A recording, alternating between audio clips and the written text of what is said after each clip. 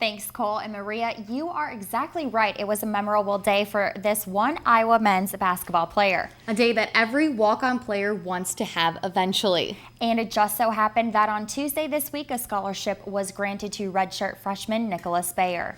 The Bettendorf, Iowa native played in all 33 games this season, averaging 4.8 points and 2.6 rebounds per game.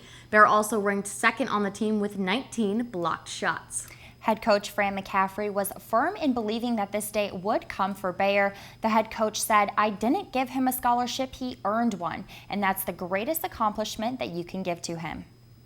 Coach McCaffrey went on to commend Bayer on his talents, especially the energy that he brings to the court. Definitely a playmaker. As a freshman, he really makes an impact on the court. Yes, he does. In 3 more years, so much more improvement that we will see over the next course of the next few years, Absolutely.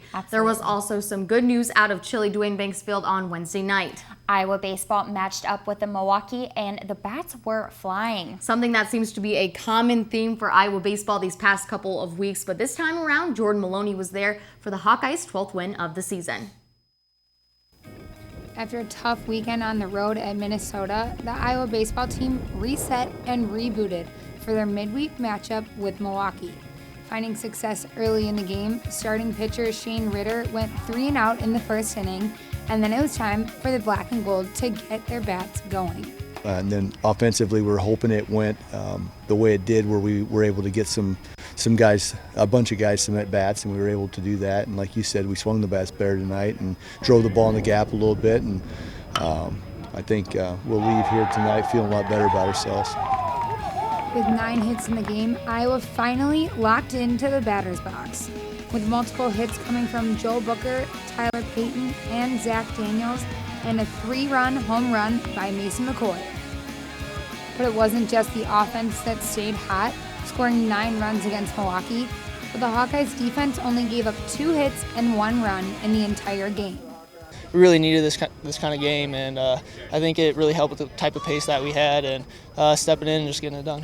They came out with a really good effort, had good energy, and got their work in before the game, real professional approach, and we were able to accomplish pretty much everything we wanted to.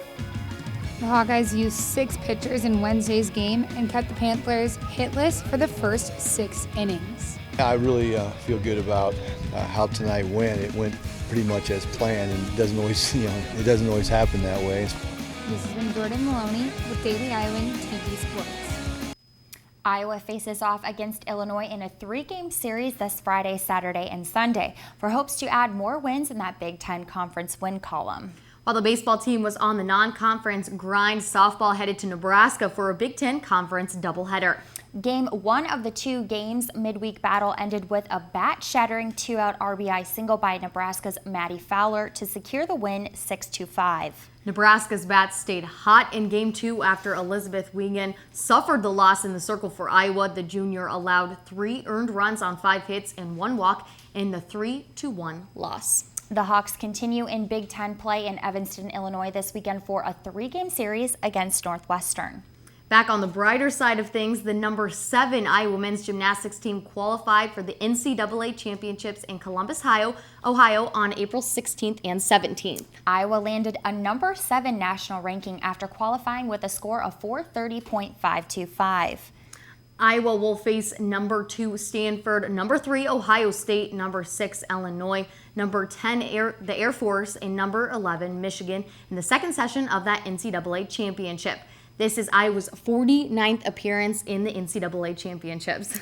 Iowa women's gymnastics Molly Drenth will be representing the University of Iowa as an individual competitor at the NCAA championships in Fort Worth, Texas next weekend as well. Drenth is the first NCAA championship qualifier since 2011. We will both have men's gymnastics and Molly on the show next week.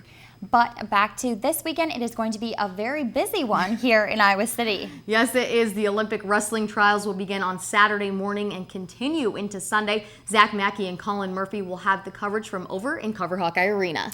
Baseball is also home against the Big Ten reigning champions Illinois for a 3-game series. Rowing is also home for their home regatta, and men's tennis is home on Friday and Sunday at the HTRC. So I know we will be very busy. So catch us next week for all the coverage on those events. Cole and Maria, back to you.